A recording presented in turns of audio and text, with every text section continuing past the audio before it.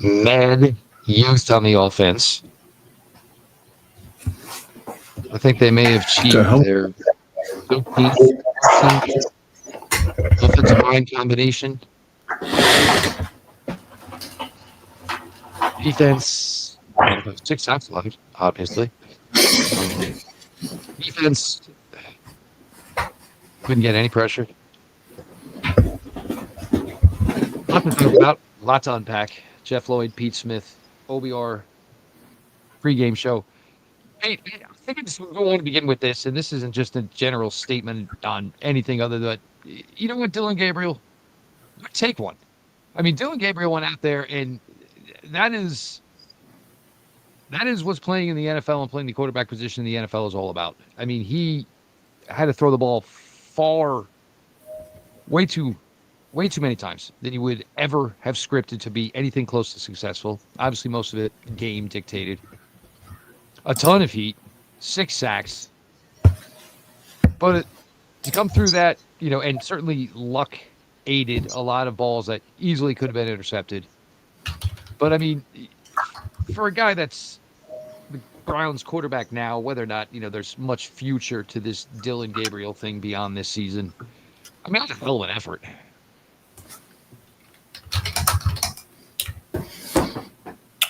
The amount of look, there's any number of things to cover in this game. This game was decided the second the Browns couldn't run the ball, and the Steelers whipped them up front consistently and thoroughly. They decided they were going to take Quinshon Judkins away. That was the whole defensive game plan. They did it. That is a product of the fact that they invest heavily on the defensive tackle. Obviously, Cameron Hayward's been there a million years, but they've used first-round picks on Derek Harmon and Keanu Benton. And that frees up their outside linebackers to cause the problems they do, and they have really talented players in that end as well, between T.J. Watt, Alex Highsmith, Nick Herbig, who had a really good game. But the bottom line was the Steelers were not refused to be beaten by Quinshon Judkins. I watched as the Browns almost immediately put an extra tackle in the game, multiple tight ends in the game, and they couldn't move the ball there. Then they tried to run against a 7-man box with 2 high and corners outside, and they couldn't run the ball there. That was a product of game plan, and the Steelers just whipped them up front. So you put the ball in Dylan Gabriel's hands, and inconsistent, certainly made some really good throws, certainly made a couple of big mistakes. Obviously, the one play to the flat was his worst, which could have been a pick 6 to Nick Herbig. He also got let down by any number of plays in terms of drops, inconsistency with the hands. And from that standpoint, this looks like this looked like an incredibly young team in this game. More than any other, this looked like a very, very young team with a ton of rookies who made rookie mistakes almost immediately. Harold Fannin misread a play action attempt where they tried to roll Dylan Gabriel out to the right. He went the wrong way in terms of he sort of tried to block inside as opposed to getting out in front. That allowed an easy sack. And that is sort of what started the Browns being stuck a little bit constricted in terms of not being able to move the pocket very much. You have the combination of the other part about not being able to move the pocket very well is, look, the outside linebackers for the Steelers make it really difficult because that plays to their strength. They play wide anyway, and they're very athletic. And the Browns tackle situation is a disaster. Obviously got worse in this game. Cam Robinson, God only knows what he did. You lost Jack Conklin to a concussion. Who knows? So you're already back to where you were in terms of the tackle situation, which makes the whole thing worse. But my overall sense of things in that was the Steelers looked like a very veteran football team that looked smarter than the Browns. They looked more prepared. Some of that is a product of they're on their bye week or coming off their bye week at home, but no one cares ultimately when the game's played. And the Browns looked, I don't want to say unprepared. It's just they just do dumb stuff. They're wildly inconsistent. Like they will make plays and then they will either give them back or give them up. Like the idea that, on one hand, people want Dylan Gabriel to take shots, which I sort of understand, although the Steelers were sitting in too high. And then he took a couple shots. One bounced off Harold Fannon's hands, and then he missed a shot to Jerry Jeudy in the end zone they desperately needed. And that's sort of like how this game went. There were a lot. I mean, he made a couple of good throws, but certainly to your point, Jeff, there's no world where you want to have him take 52 attempts, but that's just how this game went. And it's, they could have run the ball more. Yeah. I just don't think it was going to work. There have been games where I've watched this team run the ball or with Quinshon Judkins since he's been here. And it always feels like he's close, or there's an opportunity there, or there's a hole where, and oftentimes he can exploit it and make a big play. There was nothing. There was absolutely nothing. And the Browns did a couple of things to try to change up where the ball was going outside with Dylan Sampson, using Jerome Ford in a couple of different situations. And there was just nothing. I mean, this is part of the problem. You ran into a situation where the Browns just got beat up physically over the course of the game on that side of the ball. And, look, there was obviously a huge drop by Fannin, which could have changed things drastically because that would have put them inside the red zone, which was follow up on the following play by David Njoku dropping one. Jerry Jeudy, it's just an absolute roller coaster. Like, I spoke about this week that they really needed to try to get him involved more, because if there was the threat of Jerry Jeudy performing, then hopefully that opens things up for all the underneath stuff and certainly for all the youth on this offense. So you get Jerry Jeudy with a reception, then he follows it up with a 15-yard personal foul. Then it was either the next play or the play after, he drops it. And I think the thing with Jerry Jeudy, what maybe I'm trying to maybe see where it goes wrong for Jerry Jeudy. And you saw it today from Joey Porter Jr. Now, Joey Porter Jr. just does not shut up. And, normally that is a guy I kind of love, but, if he's over there wearing black and yellow, the disdain for him is, legit, and it's obviously real. But I think a guy like Jerry Jeudy, somebody gets flapping and gets into Jerry Jeudy early, it kind of it doesn't give you the best version of Jerry Jeudy. He came back to make a play or two afterwards. And there was almost the one where he tiptoed down the sidelines. But, Jerry Jeudy, and, all the time, well, was he a wide receiver one, or is he not? I mean, that comes down to how many wide receiver ones you truly think are in the league. Look, he's the wide receiver one here. Whether or not he's an overall wide receiver one, certainly that is, I would say, no question, that's up for debate. But if you can't get, close to wide receiver one type of things out of Jerry Jeudy, then it really stalls everything. And look, we're not going to hide behind it. It's always kind of been the thing when the Browns offense doesn't go well. I've said it for years. It kind of just looks very arena league style. The problem is, there's just too many people on the field in the NFL to be playing arena league style. And if you can't challenge vertically, and at the same time, you don't really necessarily have enough time to challenge vertically, it leads to, trying to run an offense of death by 1,000 paper cuts and just absolute precision and perfection, which certainly the Browns do not have at the quarterback position right now.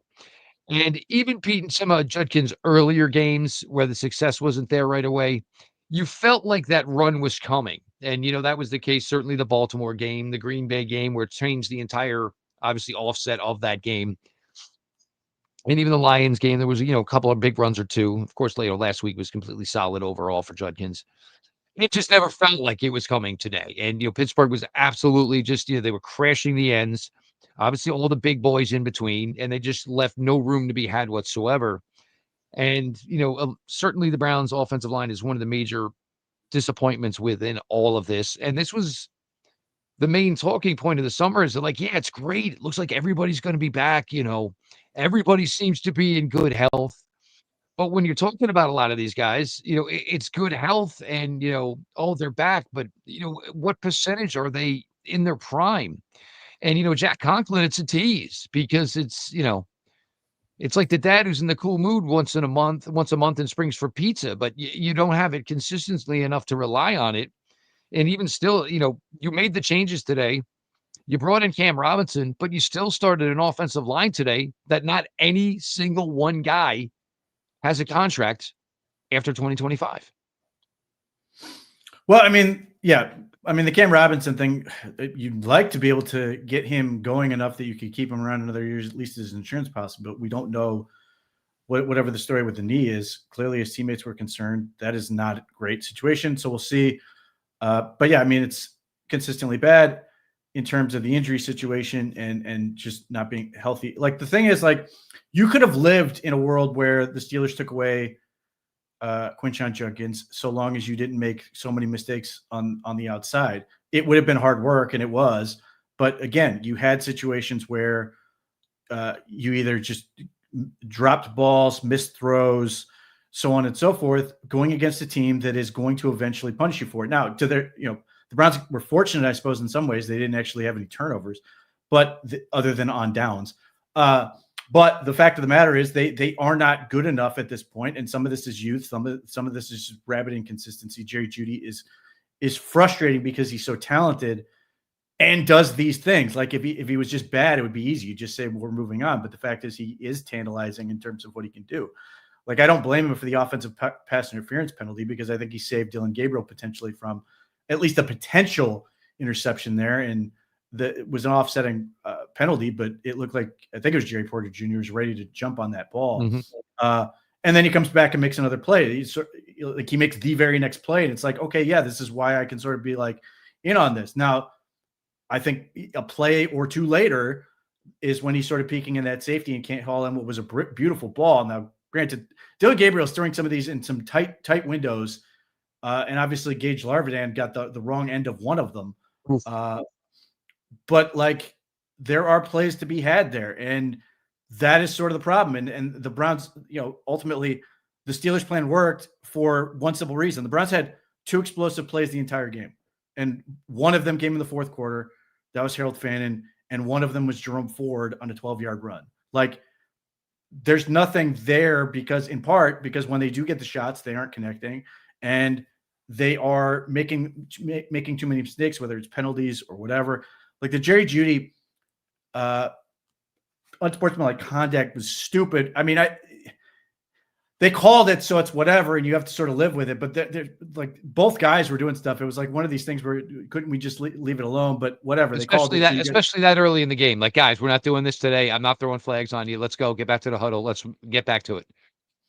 So, so that's where we're at right now is rookie quarterback with a whole bunch of rookie weapons. All of them are trying to learn, and it's difficult to learn against the slate they're playing against. This schedule has been brutal, and this is sort of the end of this, hopefully, slog of it.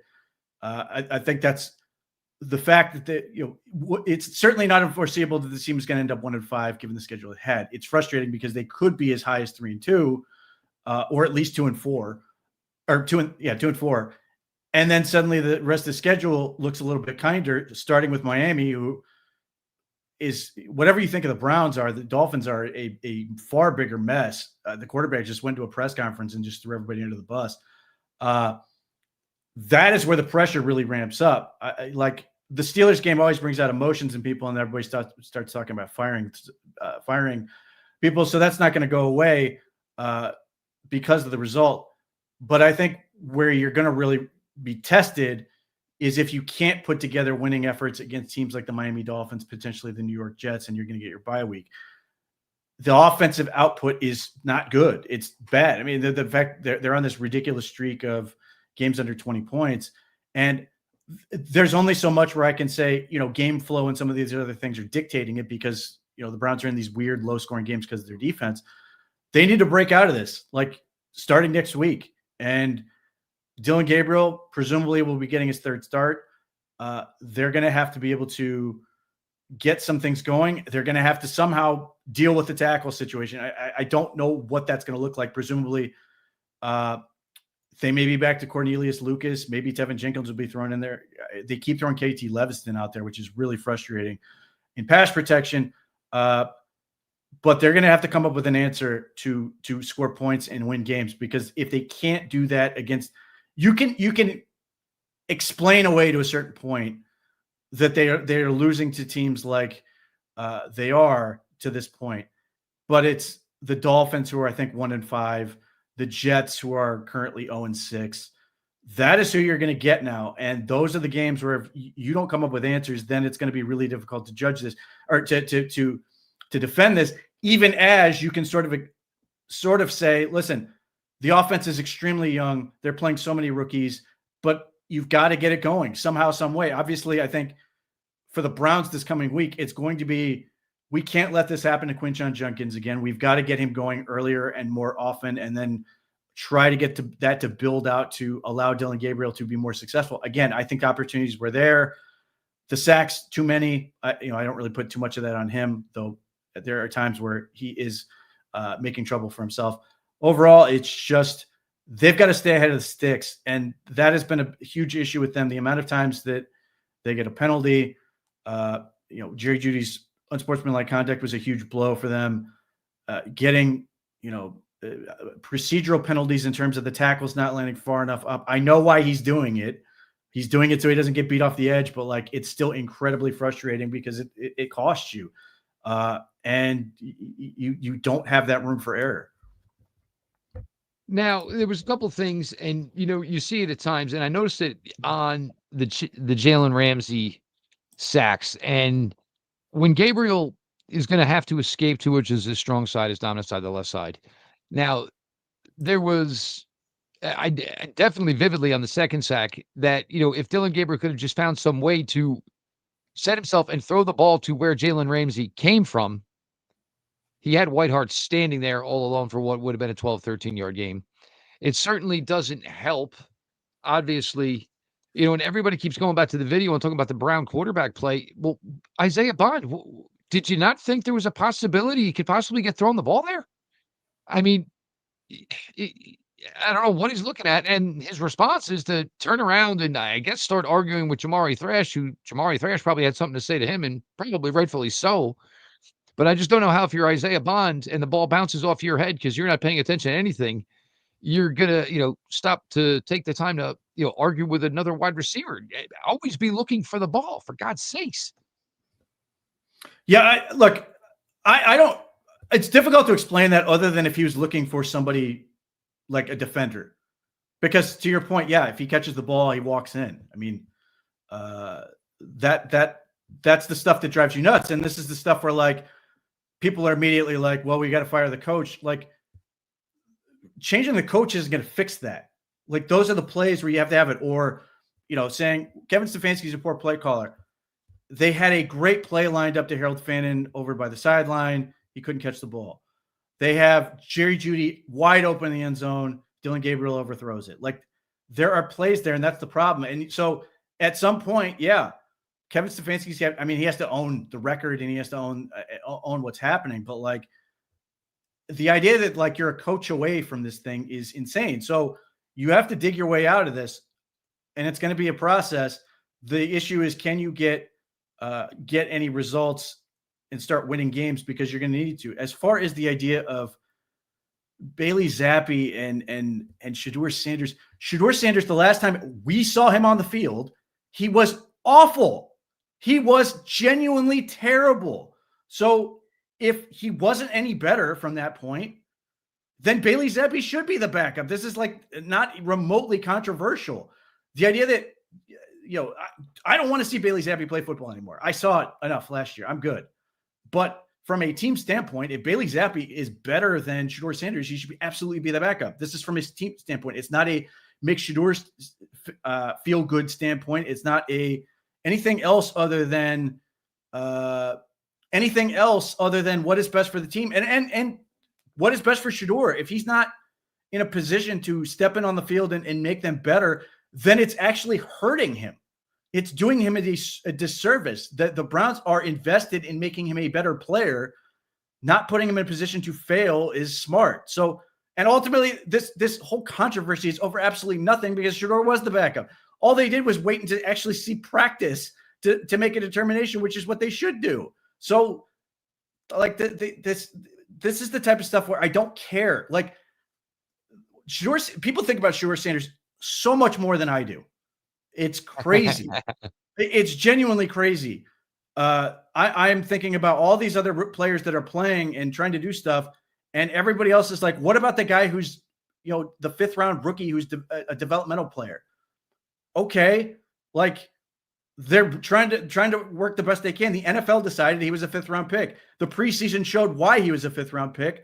So now they're in the process of developing him, and in the end, he's the backup. So this notion of there's some debate is silly. Yeah. I think even Buck with this, I think you're taking what the media basically put out there and told you. None of us have any idea if there was any real thought process of whether or not this was going to be a real thing. Kevin certainly didn't tell anybody. And, as the week went on and when they finally made their decision, it was Shador to be the backup. Um, I know there was a lot of people trying to push late in the game to put in Shador. But again, as I keep referencing and Pete just referenced, if you go back to that preseason finale and you look at what's happening to Dylan Gabriel as the game was going on further and the pressure was just picking up and up and up, that is the very reason why Shador Sanders never took part in this game today. Plus, I mean, again, I'll say it like I did in the beginning. I think, Gabriel gave you a pretty solid effort. Kid went out there, he fought and he fought hard. There was no reason for him to necessarily.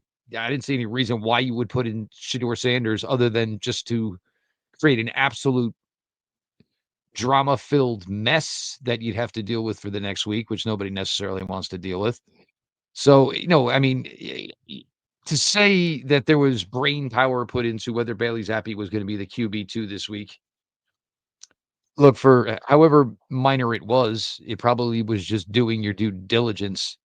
And at the end of the day, they didn't do it anyway. So they went into the game with two quarterbacks, and kind of like we all felt once Joe was traded, which we all kind of knew once he went to Dylan Gabriel anyway, that hopefully the plan for the Cleveland Browns, that the only two quarterbacks that are going to take a snap for this team for the rest of the 2025 season is going to be none other than Dylan Gabriel or Shador Sanders. At the rate they're going, Shador's going to play at some point. It's just a question of what, and hopefully he will be better than he was. I mean, that's the point. The Browns took two swings in terms of the draft. Obviously, the other swing they took was Kenny Pickett, and he's obviously not here. They took two swings in the draft. The best case scenario is one of them is good enough to be the starter. I don't care who it is. If one of them can be the franchise quarterback, that would be great. I don't expect it's going to be Dylan Gabriel, but I think for the most part he's fine relative to what he is at this point. It's just the Browns need a hell of a lot more than fine right now. They need good quarterback play if they need somebody who can elevate the talent around them, because the talent around them is not good enough to sort of carry them. David Njoku is a hell of a player and was doing some good stuff in this, but his quad was injured and was seemingly trying to dig out or play through it. And it just was not working for him. It apparently was eventually called a knee injury. So we'll see what the story is there, which is another blow they can't really afford. Harold Fannin continues to be a pleasant surprise despite the mistakes. And this is the thing, like, they have young players who are making mistakes, and yet you're still coming away going, yeah, I still like what I'm seeing from them. And Harold Fannin's a perfect example of that. But it's just got to get better. They've got to find a way to score more points. And they've got to find a way to stay on the field. They don't have a whole lot of wiggle room. They can't really afford to take many injuries at this point. They're pretty thin. They've taken all of them at offensive tackle seemingly, and now they're starting to get them in other places like tight end. But yeah, I mean, that's sort of that the situation there. I think defensively, the Browns are still a very good defense. I think the Steelers had a pretty good game plan. It didn't result in a ton of points, but I still thought they did a really good job in terms of getting the ball out of Aaron Rodgers' hands, who he was all too happy to do. I don't think Aaron Rodgers has any interest in being hit. So he gets the ball out quickly. They designed up some really smart plays in terms of rub concepts. The opening play of the game caught the Browns completely flat-footed to Darnell Washington. DK Metcalf's just a beast. He is really a difficult cover. He obviously had a couple of big plays. I really like Tyson Campbell. Obviously, right? For a guy who showed up on Wednesday or Thursday, stepped in. I thought he played reasonably well, got beat on the double move. It's going to happen. You play man coverage. I understand. I can see why Jim Schwartz likes him. He's good about his technique in terms of playing the hands, keeping his eyes on the receiver, playing that way. You do run the risk of getting hit with potential face guarding calls or stuff like that. but I see why the Browns like him, and I'm encouraged by what I saw from him from that standpoint. I thought this is another game where I found myself frustrated with the defensive line. I think that I'm very curious to see what the time to throw is for Aaron Rodgers. It felt like practically nothing. So I'm not going to get too exercised over the pass rush. It's the run game where I'm starting to get annoyed with their consistency. The Steelers didn't run all over them by any stretch. They had 100 yards in the game, but it just feels like there are times when they just cannot be physical enough up front. Some of that is the fact that the Browns don't have heavy guys except for their defensive end. I mean, defensive ends are big relative to the average defensive end, but their defensive tackles are not big. They are smaller, quicker, trying to build momentum quickly type guys and cause problems. And Mason Graham is really talented, but there are times where it's really frustrating watching this group get run on by the defense. And in the last 2 weeks, it has felt far more like bend, don't break, as opposed to dominant, overwhelming defense. How much of that is a product of the schedule and the amount of traveling and everything else they've had to do? I don't know. No one cares. Ultimately, they need to find their groove and get it going back. Again, they gave up 23 points. It's hardly the end of the world. They did hold them to field goals. I'm not going to say it's a fatigue thing and they got worn out, but over the course of the season, they will, and they're going to suffer some injuries. Joe Tryon, hip, immediately declared out. That's probably not going to be a great situation. So, yeah, I mean, it's hard for me to criticize the defense too much, just given what they're dealing with. Although there was some open receivers, DK Metcalf a couple times schemed open. I don't know what happened on one. It looked like Dom Jones either got lost or something where he's just wide open sitting in the middle of the field. The one guy you cannot leave uncovered. I think Carson Schwarzenegger is fantastic. That's again, if you're going to talk about this team and all the things that they've got going wrong, Carson Schwarzenegger is the one thing that is absolutely right. He is fantastic. There are some plays he didn't make, or just the Steelers are able to, again, run the ball. But whether it was pass coverage or just rallying to the football and making tackles, he was tremendous. I was really impressed by the game he had, again, in a losing effort. I think the opening play to Washington, I think that's one where he's just not that major. And I think it was probably Campbell. But that's one of those ones where he had the other tight end. It had to be a safety or a linebacker. I just don't know who. Yeah. And so, I mean, and I also think it was they never throw it to him. And all of a sudden, Washington did become obviously, part of the game plan today. And I did think it was an interesting conversation that they did have during the game is, whether or not he is a future offensive tackle for Pittsburgh, because when he came into this league, you saw how big he was, but you still saw all the explosiveness and the athleticism. And now he is definitely maybe a dinner away from rocking 3 bills and maybe somebody that's going to be truly in the tackle consideration. They openly talked about this. I couldn't believe that. They openly talked about the possibility that they basically sounded like they gave away Pittsburgh's game plan. Look, you know who that conversation was really about? Broderick Jones. I couldn't believe that, because if Broderick Jones was, let's say Broderick Jones was an above average left tackle, then Darnell Washington would simply just be this incredible weapon that they have. But he's bad, so the conversation is, well, should he be a tackle basically now? It's crazy, because I think Mike Tomlin's answer is probably the right one at some point, maybe. But at this point, you would sit here and go, man, he's just a really valuable weapon, because you have this extra guy who can also catch the ball.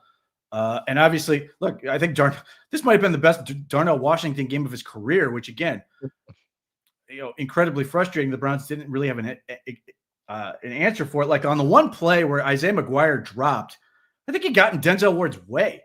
I don't know if Denzel Ward was actually going to make that play or not, but it genuinely felt like Isaiah McGuire was just awkwardly, obviously he was designed to go there, but just felt like it stopped Denzel Ward from potentially making a play. I don't know what the result would be, but just by and large, felt like defense was bend, don't break. Unfortunately, there was never a point where they got close to a turnover. There was never a point where you felt like there was some big time play coming. I give all the credit to, I give the credit to the Steelers on that. They did a great job in minimizing with the impact of the defense insofar as, yes, it was a slog in terms of how the game worked.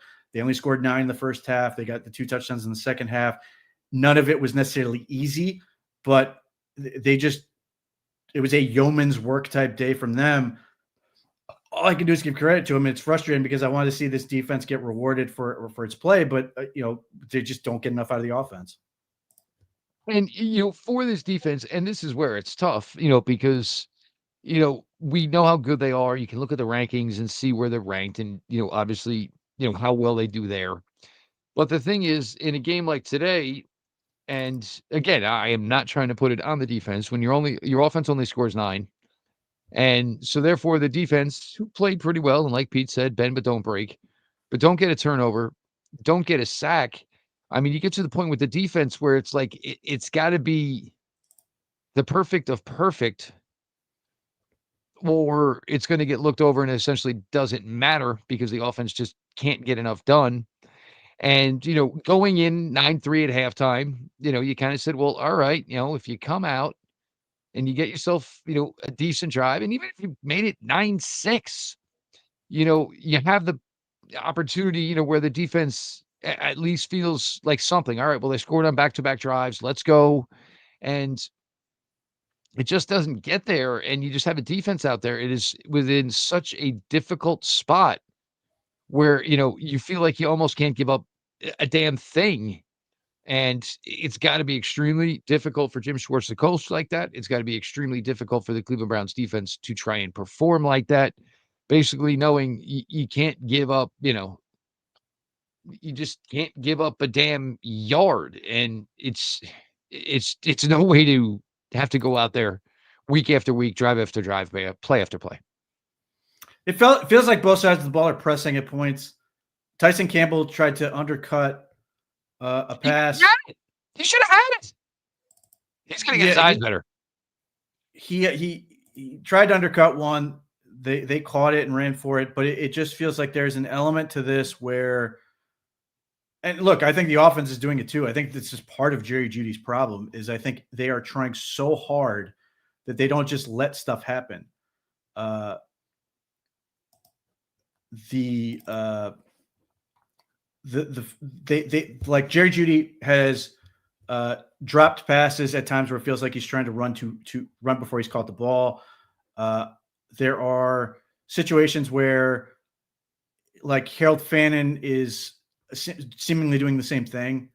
Harold Fannin has like, of all the guys, like for all the things the Browns people want to say about the Browns and drafting and all this stuff, Harold Fannin might have the best hands of a guy they've drafted about the last 20 years.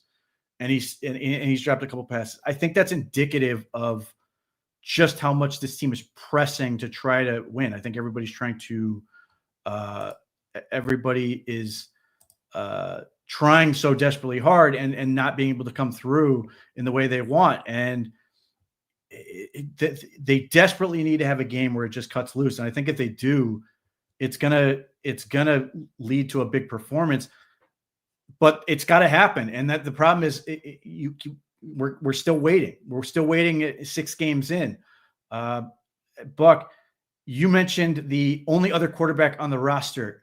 The idea that Bailey Zappi is the practice squad quarterback. The only other quarterback at that point is Shedeur Sanders. So if it's not Zappi, it would be Shedeur. So clearly that is implied.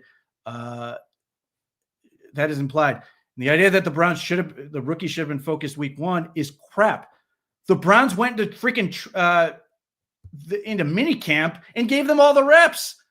They even gave Joe Flacco multiple design days off so they could give them as many reps as possible so they could try to get these guys prepared as fast.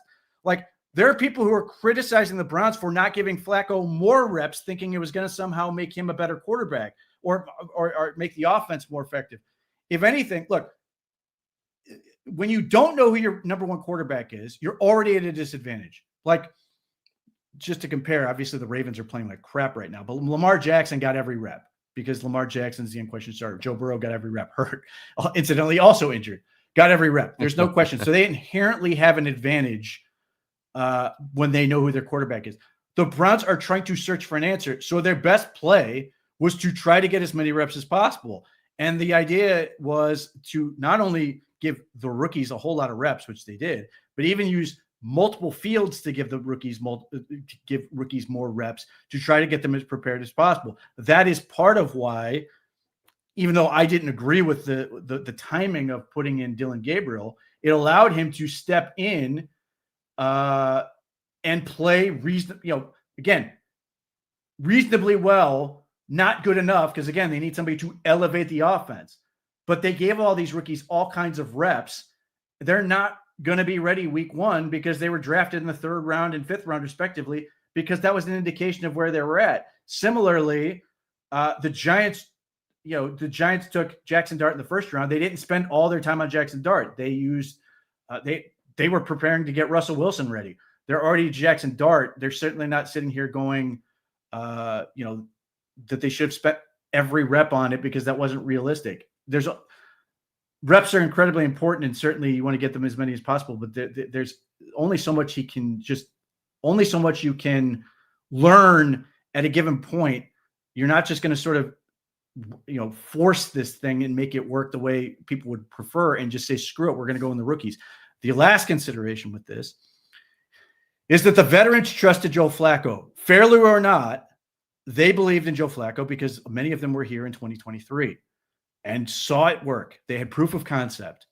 They had won football games with Joe Flacco, so they trusted Joe Flacco. And that was always going to be a difficult hurdle to overcome, especially for a rookie. Had Kenny Pickett not been injured, he may have had a shot to win that starting job. We'll never know because he immediately hurt his hamstring. But the idea that the Browns didn't do anything or didn't do enough to prepare these rookies is preposterous. They went out of their way to prepare these guys more than most teams, trying to get them as many reps as possible. And let's also not forget this, though, Pete. Both these rookies missed a week, if not more, of training camp. Also true. They both got hurt. So technically, they were delayed, due to inability and, inactivity. And that was always even, the thing we were saying towards the end was, yeah, it's going to be Flacco. Because ironically enough, the 40-year-old quarterback was the only one that made it through training camp without missing any time. So, correct. And, you needed to throw your hat, and, this is common. No team is going to come out and tell their fan base or tell their media week one, you know what, guys, don't bother this year. All right. This might not be our year. We got to break in a lot of youth. I'm not going to tell you, it could be a 3 or 4 win, 5 win season at best, but y'all come back 1 year from now. And, I kind of promise the product's going to be better. Nobody's going to say that. And look, did anybody think the Indianapolis Colts were going to be 5-1 right now with Daniel Jones quarterbacking? You don't know.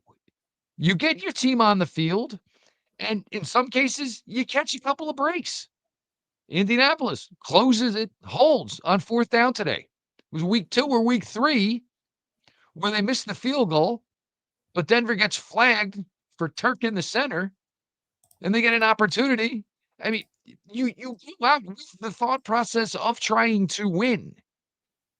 Yes, once you realize that, January and the playoffs are probably unattainable, it does kind of change a little bit, your thought process. It does change about how you're doing things. So eventually the Browns were most likely going to get to this youth everywhere.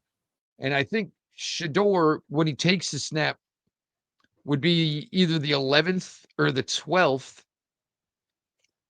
rookie to find playing time. I did think, and I did like to see, and unfortunately, he did take a huge shot, but it's somebody that we all talked about all summer that we were kind of fond of, and we kind of felt, he was showing well as the punt returner, caught a couple of balls today, but, absolutely got annihilated, unfortunately, was Gage Laverdane. And maybe, I agree with the way it was called on the first reception, but everybody was up in arms. Because if you don't blow that whistle there, there's a chance Gage Laverdane gets a blown out ACL. Because the guy's secure around his ankle, just hanging on, and somebody could come from some angle and just take an absolute shot. Yeah, as luck would have it, within a split second, Laverdane breaks out of it and would have went down the center of the field.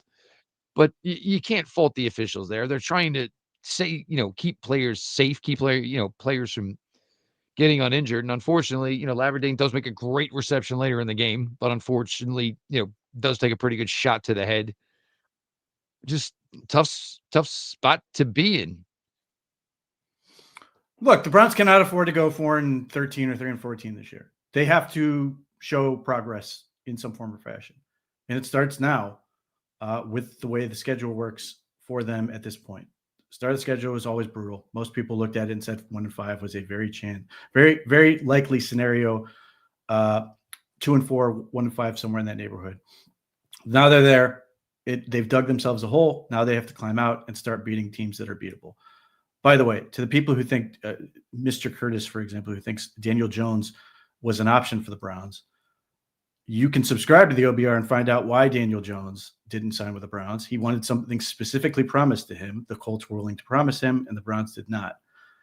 And knowing that, you would probably err on the side of the Browns in this situation, given where they are as a team. And if you do that, you would also have a nice subscription to Paramount Plus as well. Bottom line is the Browns reached out to all types of quarterbacks, and there are quarterbacks who wanted very specific things promised to them in free agency that were not about money. They had everything to do with everything else. So, and Daniel Jones, good job to him. The Colts are doing a hell of a job. But for the Browns, it comes down to, and if Daniel, look, whatever you want to say, Jones is fixing what is wrong with the Browns either, for what it's worth. This thing is in a real mess. The quarterback is certainly part of it. Again, they need more play. They need to elevate from that position. But again, the offensive tackle situation has now become preposterous in terms of injuries. And they're still working through with a whole bunch of young kids. And ultimately, even though there are plenty of fans who are fed up with Kevin Stefanski, and as much as I understand the argument and disagree with it, it's not going to change the opinion of those people. But for ownership, it's about it's about where this team is going to end up starting now, moving forward, and where they can get this offense to go by the end of the season in terms of rookie development, in terms of getting this team in a position where you can reasonably see them being in a position to contend, not even contend, but be in the position to make a real statement in terms of that. Yeah, you can also find out why the Browns will let Jameis go. Whether or not I agree with it, you can also find that out if you subscribe to the OBR. The bottom line is, this is where the pressure starts to ramp up. The Browns looked at the 6-game schedule and said, this is going to be brutal. So now it's pressure. It's pressure to start winning games. It's really pressure to start showing growth. It's pressure on everybody in the organization. Certainly, Kevin Stefanski is going to be at the top of that list. Andrew Berry, so on and so forth, but especially these players, because even as much as the Browns, if you get let's say you get the outcome some people want, you fire everybody. There are a whole bunch of players on this team who are fighting for jobs who are not going to have them. So everybody's in this thing to try to fix it. There are only a few players on this team that have any certainty in terms of their sort of career. So they're going to have to battle through, try to find as many wins as possible, and try to get this thing going. And it really starts now. And that's, if they come out and get beaten up by the Miami Dolphins next week, you're going to have really ugly conversations. Now the pressure is going to be, it's going to really be more of a honest conversation about where is this thing going. I don't think that's the case when you've lost to a whole bunch of teams other than the Bengals, who obviously Joe Burrow's injury changed the entire scope of the season, and the Baltimore Ravens, whose injury changed the course of the season. But they're losing to teams who are either projected to be at the top of the league or are at the top of the division, their respective divisions. So this is where they have to go. They have to start making it work. The defense has to continue to play well. As they've got some young players that they're trying to develop and bring along, but it's all about the offense and getting that. And ultimately, that's going to be the thing that's going to be judged against Kevin Stefanski, Andrew Berry to some extent. I continue to believe those two are linked there are some people who think you can get rid of one with the other out the other. I don't think that's realistic. Well, honestly, I don't think either is going to get fired. But again, if they start losing to teams like the Miami Dolphins and the New York Jets, and they don't start making up ground and showing progress, then that's going to be the conversation. We're going to be talking about rock bottom and all that stuff. Yeah, I'm sure, Curtis, that the phone is blazing in Berea with NFL front offices looking to acquire Shedeur Sanders. If they Over the next are, 3 weeks, I mean, listen. let's do it. Let's do it. Over the next 3 weeks. So Miami comes to Cleveland next Sunday.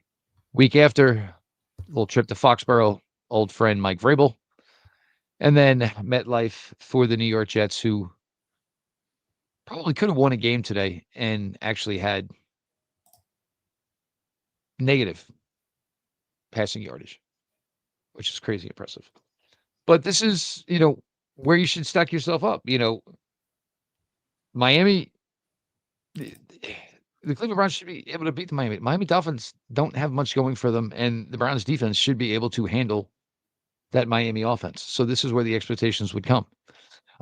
Miami had a 1-point lead, which probably felt like 7 seconds of real time before the Chargers just had taken it back over. It's, and I guess as Pete said, maybe because it's Pittsburgh Steelers week, the wounds maybe dig a little deeper. But, as much fun as I would have liked to have win this game today, it's just for what they're putting out there. And this is why, I can get that you're frustrated with Stefanski, but, you're not getting a great, 5-course gourmet meal out of a college kid's refrigerator. And that's essentially what the Browns have on the field right now. And you guys can say everything about Stefanski, but if there's no pass blocking whatsoever, or, your quarterback's getting thrown to the ground at a feverish pace, it's really hard to get any continuity going, which is hard to get any rhythm going. They did not have a running game going today.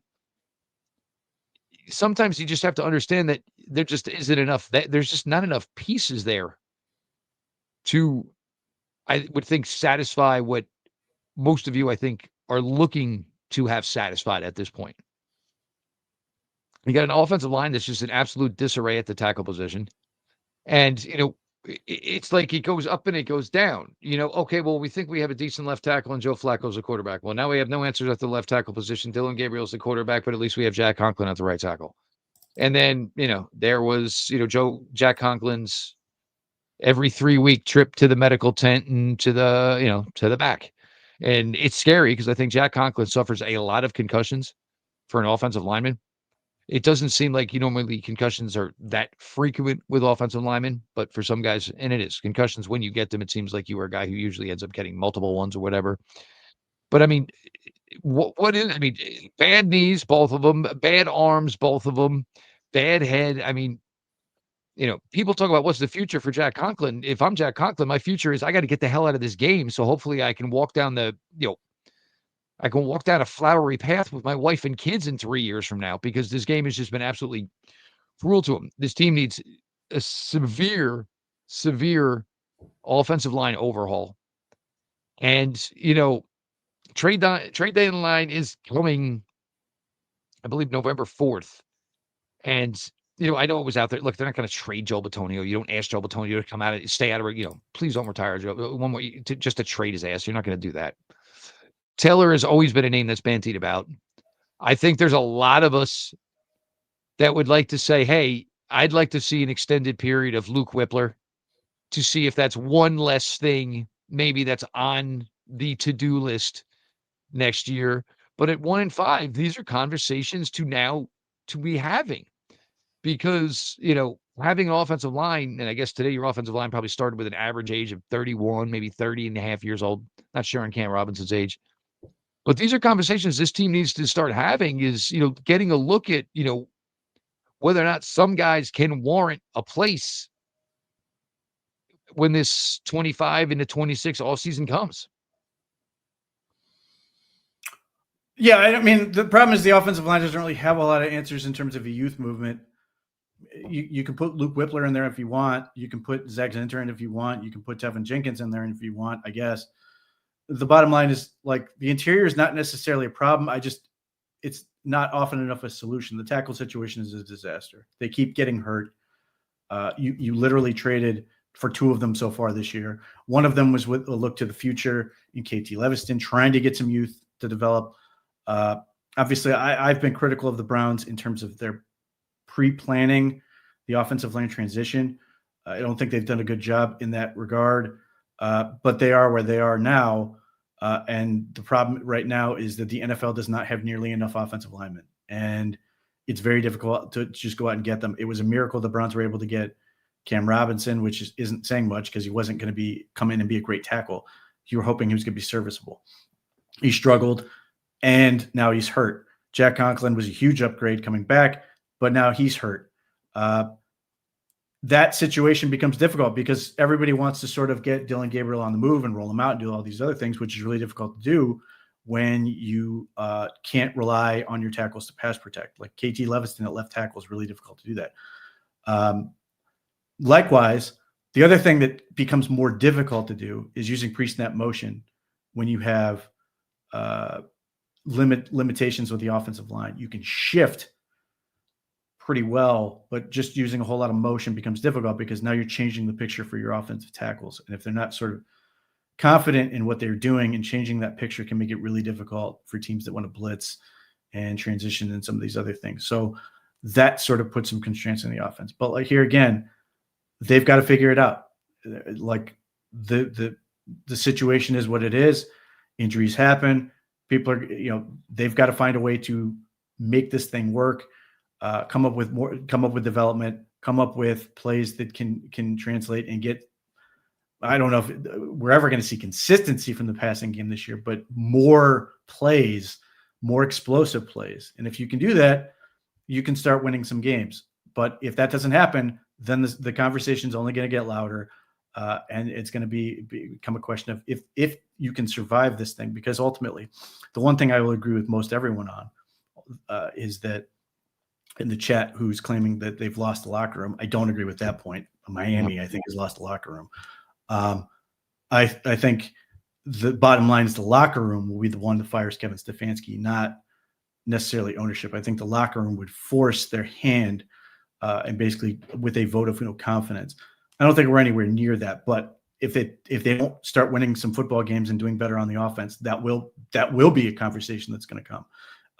And when you're looking at a schedule that you've got Miami at home next week, you'd like to think that's a winnable football game. That would be a great game for them to start scoring more than 20 to get a win, to get some confidence. Then you go against a Patriots team, which I don't really know what to make of other than the fact that Drake May is really, really good. Followed by at the Jets. Then you get home against the Ravens, and God only knows what the Ravens are going to look like at this point. Seemingly Lamar Jackson should be back by that point, but they've lost so many other guys to injuries, and everything else seems to be so disjointed there right now. I don't know if they're going to be the same team. So those become opportunities for you to start to get wins and start to get this thing going on the right track. None of this is going to be easy because none of this season was going to come and be easy, but that's the opportunity they have in front of them. And that is sort of where we sit. The thing I will say with Dillon Gabriel, I've never thought he was going to be the answer, but I don't have enough information to say he isn't either. I think Dillon Gabriel's tough SOB. He's taken some punishment in there, and I give him credit for some of the balls he's throwing. I like that the ball's coming out of his hand with confidence on some of these throws. I think he's reading the field reasonably well. Obviously, that play to the flat with Nick Herbig was a complete misfire on his part. Could have been a disaster. But I think for the most part, he's reading the field well. There are some plays where I think he's throwing the ball into tight windows. He's not wrong in the sense that they are catchable balls and could be plays, but they are setting your receivers up for the possibility of a car wreck. And they've got to figure out either a way to get the ball in space that is better, or find a way to break through and get the ball down the field a little bit more. Given the offensive line limitations, it'd be really difficult to protect long enough to do that. at least against the slate they've been playing against. I'm hoping they can come up with some more answers on that, or hopefully they get luckier with injuries in terms of the severity, and that those guys are going to be back sooner than later. But it's tough. So right now, your situation is Quinshon Judkins has to be the offense. And in this game, Quinshon Judkins could not get it going in the way you'd like him to. I don't put that necessarily on Quinshon Judkins. It's just the offense failed in that regard. And then the game sort of went the way it went. But if the one thing has been clear from the first 6 games of the season is Quinshon Judkins is the engine. Teams are going to try to take him away. So you've got to come up with answers that went to account for that, find alternatives, and score points a different way. Julian, yeah, but I mean, what kind of explosion are you going to get with 3 tight end sets on the field? That's the other thing. I mean, so I don't disagree, but I mean, if you're going to take 9 to pass block, I mean, it's going to be really hard for the opposition to most likely cover 2. With Gabriel, it seemed like in the first quarter, like Pete, like the ball was almost like turning over incorrectly. So it seemed like for like the first drive or two, he was almost throwing some chili peppers. And then is when it kind of just seemed like, they were, below the knees. And then all of a sudden it was kind of maybe the knees are higher. But yeah, a lot of it, and it's certainly playing with Gabriel. And what you saw last year at Oregon was the guy being schemed open to an open space, hitting a great athlete on the numbers, and the great athlete going out and being a great athlete. And they're just not executing at that level right now. There's no question about it. And this is where, yes, the judging, and when you're going to look more realistically at the head coach, you don't get this, well, everybody's young and everybody's rookies. You don't get this for the length and totality of 2025.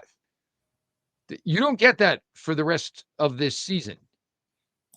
So it needs to start getting better, even if there's offensive tackle issues, even if most of the offensive skill is rookies. It still needs to get better. It still needs to look better. It still needs to produce better. And yes, that is, the conversation, and certainly where judgment would fall for Kevin Stefanski. This 9 points week in, week out for the rest of the season, you don't get a free pass because everybody's young. This needs to improve because you are the regime that brought in that. You weren't handed these guys. Most of these guys you work together to hand choose. So there needs to be a prettier picture here. There needs to be more production. And, hopefully, and, whether it's right or it's not, hopefully when you go to start to play some lesser teams, that expectation should become even greater, that it needs to look better. But you've got to catch the balls that are there. You got to have your damn eyes on the ball. You can't just be running a slant where you're literally running on the goal line and have the ball bounce off your helmet. He was open. Nope. And look, the idea of 3 tight end sets and extra offensive tackles, they did it. I mean, they did it and they tried to run the ball. They did it. They tried to run max protected points and had no luck. I mean, they are not. It's not that they are. There's nothing that they aren't trying to do. The issue is they aren't having success with it. And the problem, the choice the Browns are often making is, we'd rather have more receivers out there than blockers. And that comes from partly because of the offense that they run, and partly because they don't have necessarily that guy. If they had, that dominant receiver where they could sit there and go, we know he's going to get open, double coverage, and we're going to, do all this, that, and the other thing, it becomes easier to sort of live in those max protect type scenarios, but they aren't. So, occasionally they'll either not have a block, not have help on, an edge, and hope that the ball comes out quick. I mean, the play is designed to come out fast enough, or chip and release type action where the ball, you get a little bit more time, but still the ball is ultimately designed to come out in a certain time. Because the Browns don't have dominant receivers to this point, and Jerry Jeudy is inconsistent, needs to be better. Because when he does produce, the Browns offense is certainly better for it. But when you've got rookies like Isaiah Bond, and you're trying to work with Jamari Thrash, and you've got a rookie in Harold Fannin, and now David Njoku's out, potentially we'll see what happens with injury. Like, who's the guy you think is going to like get wide open? And then that comes down to scheme. And then we see schemes where receivers are open and then the ball is there and not caught, or the ball is overthrown or missed or otherwise not done, not completed, or then there's a sack. So this is the issue that they're running into. And ultimately, for me, this is why I don't. The Browns are a coach away from fixing this problem. They're a massive influx of talent around this problem. Now, ultimately, it's not going to matter if the ownership ultimately comes to the decision that those two things are linked, and then we're going to move on. But I don't think we're anywhere near there yet. But that is going to ramp up the conversation the further we go along and the further they struggle. They need to win next week. I mean, as much as you don't want to, you're not trying to have a must-win game in week 7. I think next week's about as close as it could get for this season. They need to get this thing going, get some people feeling better about the situation, just see some success. Honestly, it's not going to be about, getting me the 13-10 victory like you did over the Packers. It's not going to be one where the defense goes out and does 95% of the lifting. That's probably not going to change the narrative. It's not going to change the way people feel. This offense, it'll be Gabriel's third start, but Bond's been out there the entire time. Judkins now has obviously played extensively. Sampson seems like there was a bigger role for Sampson in week 1 than there has been essentially maybe since. I know a lot of people ask the question, where's Quinshon? Where's Quinshon? Guys, if it's straight gun, 4 wide receivers or a 2-minute Jerome Ford is the back for that. So, like, I see so much stuff on social media about it. That is Jerome Ford's role. They're just not putting Quinshon Judkins in that role right now. And I got news for you. Most likely, whenever Jerome Ford's not here anymore, it'll probably be Sampson's role. They would love to give the ball to Quinshon 20 times. But if it's not going to accumulate to close to 100 yards, it's kind of pointless to give it to him 20 times. So if you gave it to him 20 times today, what would we have gotten? 45, 48 yards? It wouldn't have changed anything within the outcome of this game. And, Q's doing his thing, but obviously, Pittsburgh just absolutely unplugged that option from the Cleveland Browns offense today. There's just no way around it. But yes, there's going to come a time, and it's probably starting now, where you're going to go play a lesser opponent where, being kids is okay. But now there's got to be expectations on it. And it's the overall performance of this offense has to pick up. And, I'm sure we'll start finding out somewhere around Wednesday or Thursday what exactly the semblance of this offense is. But you got to string together drives, lengthy drives. They got to culminate into some points. I will give Gabriel credit that the rock has not been turned over officially yet in 2 starts. That's pretty impressive to do as a rookie quarterback in the NFL, especially with some of the pass rush issues that he was dealing with today. But, it has to improve. There's just no way around it. It has to improve, because if this continues, it's going to be certainly very, very hard for the owner to take the investment of these first-round picks and maybe trust it with this head coach. Yeah, I mean, ultimately, that's going to be a conversation they're going to have. Again, get a win next week. I think people will start to, as with anything, you win, things start to look better. They lose this game. Not only do they lose this game, they lose this game to Pittsburgh. They lose it in Pittsburgh. That's always got an extra emotional baggage component with it. People always get more down on it. And adding in the fact that they had a chance to win the week before and couldn't get it done. All those things compound and make this team feel worse than it is, even though it's got to get better than it has been on the offensive side of the ball. They need to come through, and they need to find a way to get this going. I've said all along, there are people who think this team should tank or whatever and continue to build this thing. I think this group needs success. I think this group needs to win. And that's not just the coach and the GM and all that stuff. I mean, I think the players need to see it working, because I think that becomes important. They were talking on the broadcast how this rookie class thinks they're the group that can turn this around. Then this is where you've got to sort of make it happen. And within the flow of the offense, do the things, do your job as opposed to trying to be the hero. And if they can let it flow and get it going, I think they'll be able to do that. I see nothing from Miami Dolphins that makes me think they're a particularly good team. I think they're far worse shape than the Browns are. But they've got to go out and win it. And if you lose this game, then then at that point you're going to have a really difficult conversation, because you're going to run it. You're going to start running out of things you can say other than I still like Kevin Stefanski and his scheme. I think he's a good coach, but at some point the results have to be there. I don't think he's going to get fired next week or anything. But at that point, it becomes just more and more pressure every week. Every game you don't win is more pressure.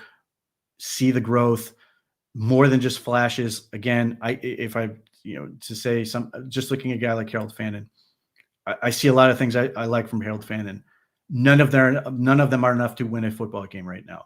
And that's sort of where this team is. Harold Fannin, I think he's got an extremely bright future. I think he's going to be a really good player. But you need to win. And if that's him, that's Dylan Gabriel, that's Carson Schwarzenegger, that's Quinshon Judkins, across the board. They're up now to my count, 11 rookies now playing, with Dom Jones now sort of being a factor.